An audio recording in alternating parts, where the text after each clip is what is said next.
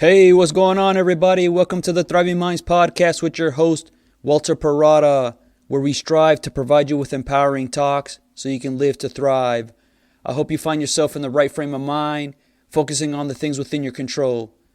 All right, so today's episode is you don't have to get sick to get better, meaning that we don't need to wait for things to start to fall apart before we need to improve ourselves. So when things are good for us, there's more of an inclination to keep doing what's always been done, those habits that were formed to continuously be on that same path. It allows us to be on autopilot where we don't have to use as much energy and just rely on what's always been done. But when things start to deteriorate and things are going wrong, that's usually when we notice that we need to make a change. We need to do something to improve ourselves or the situation that we're in. Like when you're sick, that's when your attention is grabbed, knowing that you need to get yourself better. And this usually comes from that reactive side where if it's not broke, then don't fix it, because what's always been done has worked up until this point. But that's the easy thing to do, where the laziness just wants to take over. Instead of waiting for things to get bad, be on the offensive by being proactive, seeing how you can get ahead, so you don't have to get sick to get better, and in doing so, it's not something that's wrong with you. It's just improvements that can be made that is going to enhance you. It's knowing that you want to be your best and that you can still get better, because each time you become better, you become more confident and more self-assured, and you're more likely to prevent certain problems from happening and handling the ones that you do come across a whole lot better than if you just wait for things to happen. It's knowing that even though you might be at your best today, you know that you can be better, so that makes the future be seen with a lot more optimism, saying that I might be at my best right now, but I know I can get further if I just continuously push myself, looking for ways to enhance who I am and my abilities. Now, maybe one of the questions or the hesitancies you might have is, why do I really want to improve myself? It's a lot of hard work. I enjoy who I am and what I'm doing right now. And okay, that's fine. There's nothing wrong with that. But when you give up the chance to improve yourself in whatever way you can, that means missed opportunities that can be so rewarding and so fulfilling that makes the entire process a lot more enjoyable. But in staying the same, it means that when change does occur, it becomes so much more harder to adapt, because things staying consistently the same can keep you in that comfort zone, that when any little resistance is felt or something going different than what was expected, it becomes so much more frustrating. So it really keeps you ahead of things by being able to continuously better yourself. If you look at many species that go on to survive and thrive in changes to their environment, it's not the strongest that survive, but it's the ones that are most adaptable, that can change according to what happens. So improving yourself allows you to better adapt to the change so you can really thrive, as opposed to struggle and be left behind. And it's understandable, there could be some negative connotations around treating yourself or improving yourself because it means that you're lacking or you're not good enough. But I think that's an incorrect way of seeing things, because that's only looking at the negative. We want to know and feel that we're in a good place, that things are right, and any sign that challenges that, it can bring down our confidence and allows for self-doubt to be more prevalent. And this is a natural thing that we all experience. We want to ward off those things that are uncomfortable. If you look back to the iconic basketball star Michael Jordan, early on when he played at the University of North Carolina, he told his coaches that he wanted to be the best player that's come through the program. And one day, one of his coaches pulled him aside and challenged Michael to practice longer than his teammates, to practice when nobody else is around. And Michael's response was, he's just as good as all the other players. And his coach stopped him there and said, I thought you said you wanted to be the best that's come through here. And that's all Michael needed to hear to further instill that tremendous work ethic he had. He was actually a really good player when he first started, but he only further developed his skills that allowed him to be the player that he became. So a great way to prevent or minimize wanting to sit still is just to tweak things here and there. Change up your routine from time to time, and this gets you from being stuck. Some new tweaks are going to work and some won't, but it gets you actively looking for an advantage. This gets you to continuously be better in incremental amounts, and you commit to your better self, leaving behind that worst version in you. At first, that lazy, worst version of you is going to say, why are you doing this? We're in a good place. We're good just the way we are. We're feeling great. We're enjoying ourselves. Why are you going to mess with the program? This comes from resisting wanting to work hard at something, and the initial thoughts could be feeling inadequate. So it's going to reject wanting to change.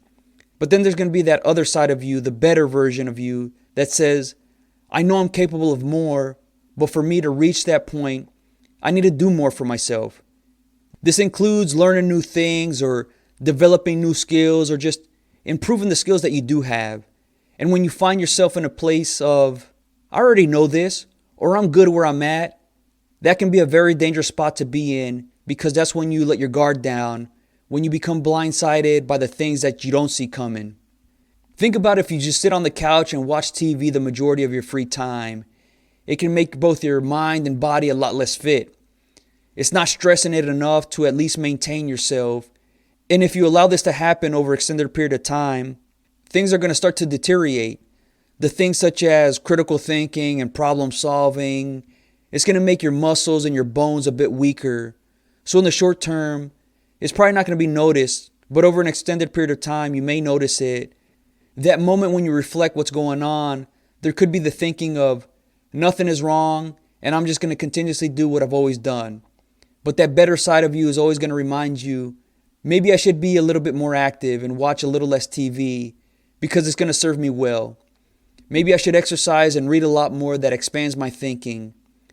Both sides are going to be pulling you in opposite directions, and the easy thing to do is nothing.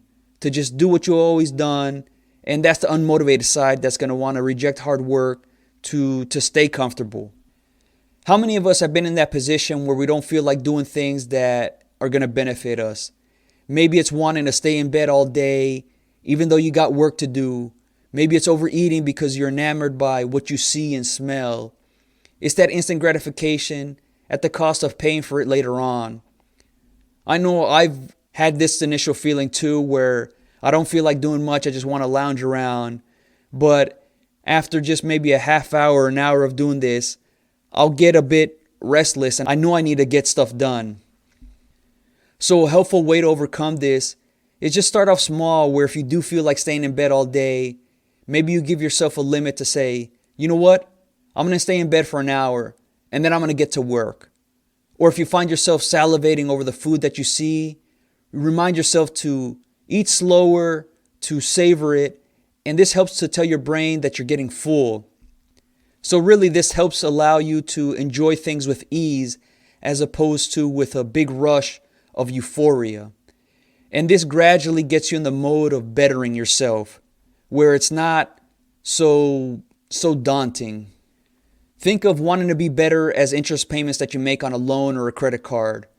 While yes, you can make the minimum payments on a monthly basis to get by, but over time that adds up to a lot of money that you're paying because more was not paid when you could. So the cost is much greater because of the little amount of money that was put up front. So the things that you do today consistently going forward are going to have a tremendous impact, where you're putting more of your resources into your development so you're not having to pay for it in a big way later on. What you get from this is bigger rewards that compounds over time instead of having a big bill that you owe. Take a look at the things that you're good at, such as being a strong reader or a strong writer, being great with your hands, fixing cars or repairing things around the house, or being good with finances. You can always build upon these types of things. So just because you're good at it right now, that's not the end point. You can always ascend yourself into being great, into being elite. And make sure that you do that for yourself. You don't need to impress anybody, but it's going to be very fulfilling when you can satisfy your wants and your needs. And as you gain this type of momentum, you become so much more satisfied with yourself, knowing that you can achieve what might seem difficult. If you look at how Amazon first started out, it was originally an online bookstore, but the founder of Amazon, Jeff Bezos, he later asked his customers, what are the things that they want to buy online?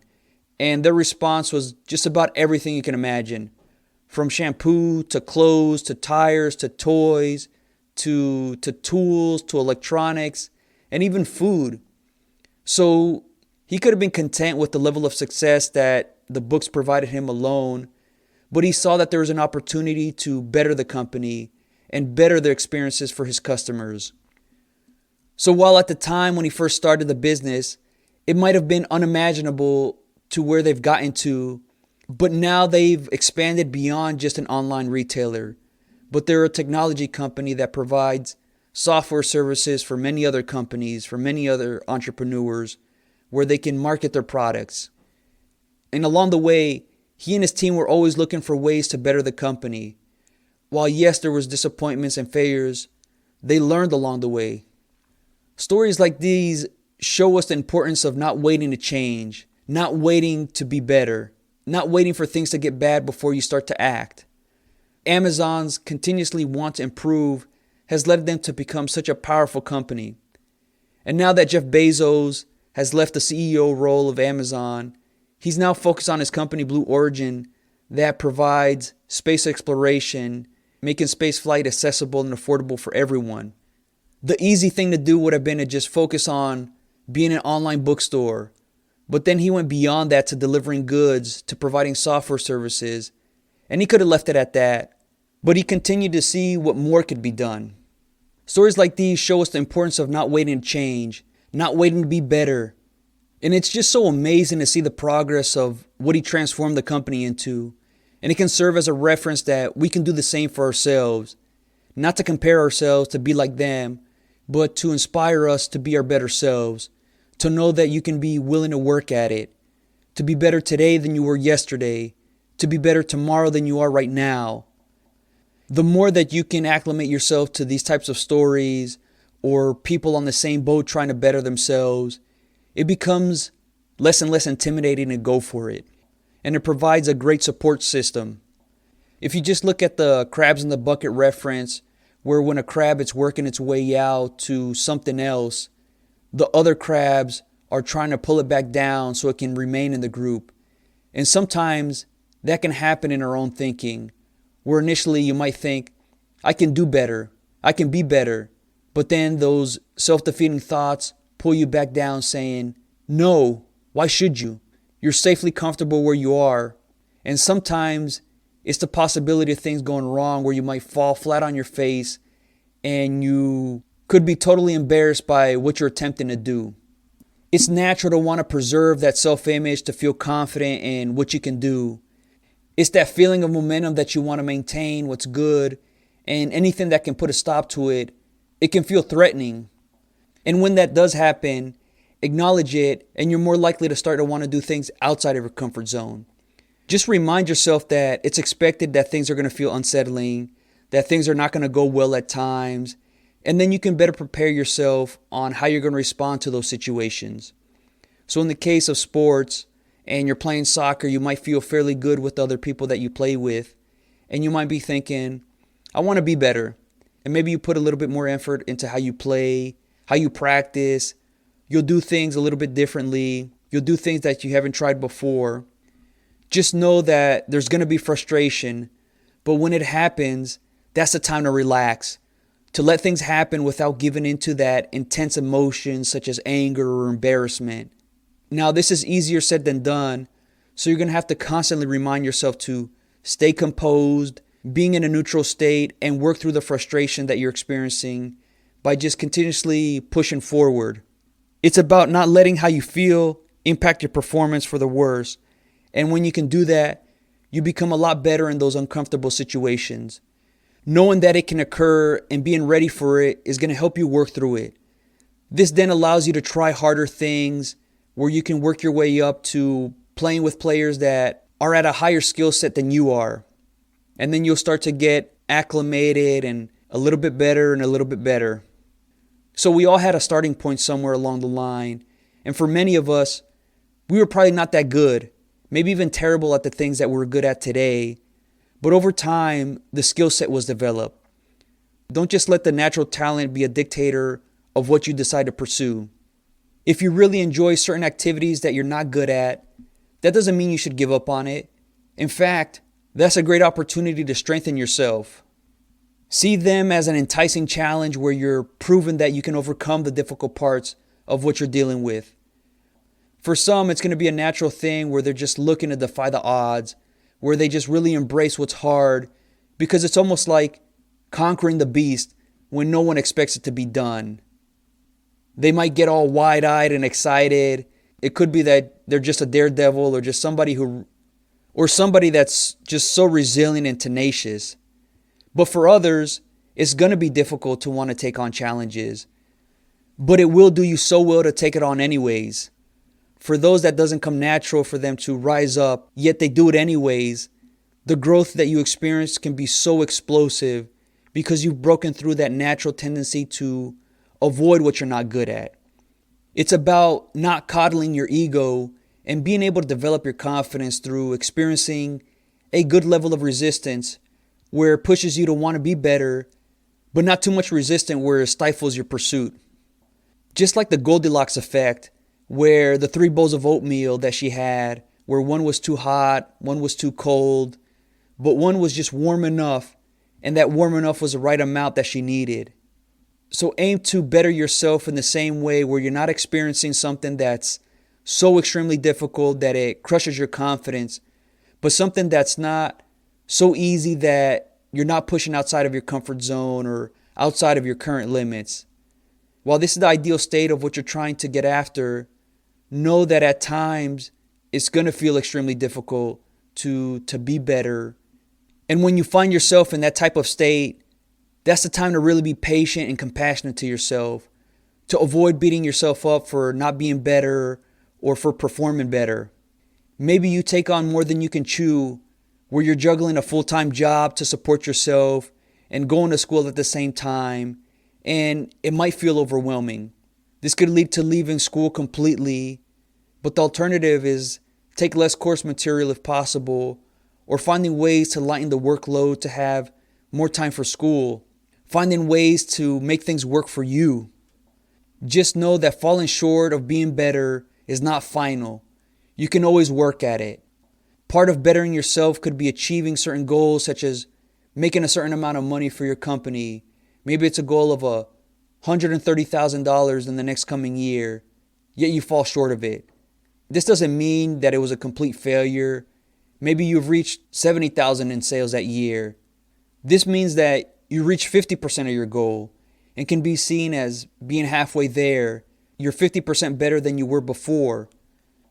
Falling short of expectations can feel a bit deflating, and if that happens, instead of looking up to the goals that you're striving for, you can look back on all the things that you have accomplished, and this helps to gain some momentum.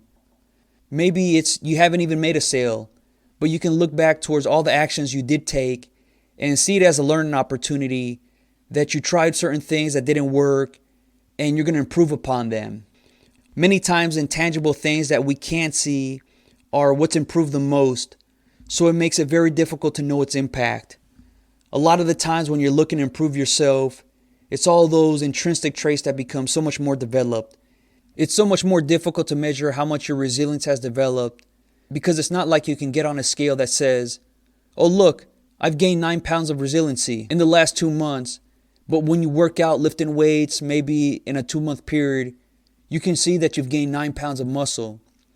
This is the part where what is not seen doesn't mean that things are not there. Just look at your front yard. You might have grass in the front and you'll see all the blades of grass coming up. But it also has roots. But just because you can't see those roots doesn't mean that it's not there unless you start digging for them.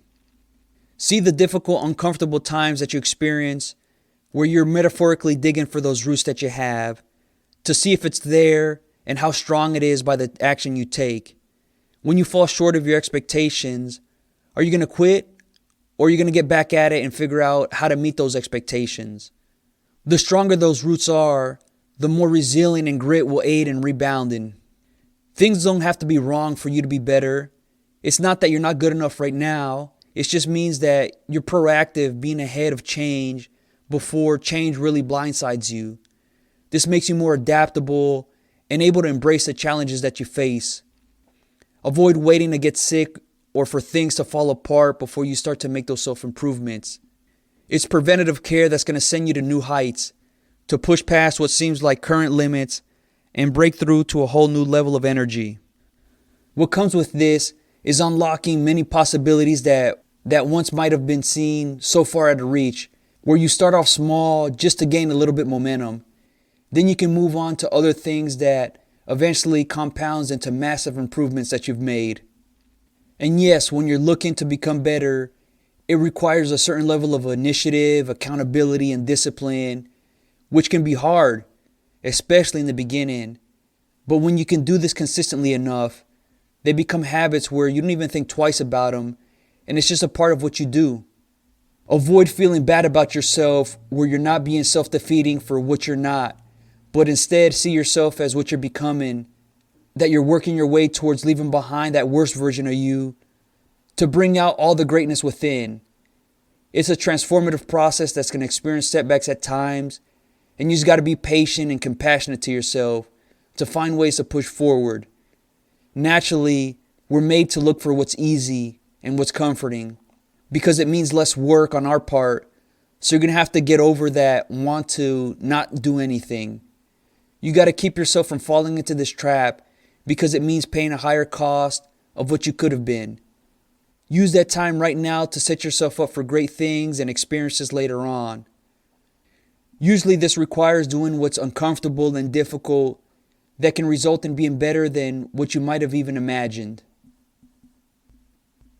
Well, it's that time to wrap things up. I really hope you enjoyed this episode. If you're interested in more topics like this, become a Thriving Minds member at www.thrivingminds.live. It's your personal development resource so you can build that right mindset so you can live to thrive. All right, until next time.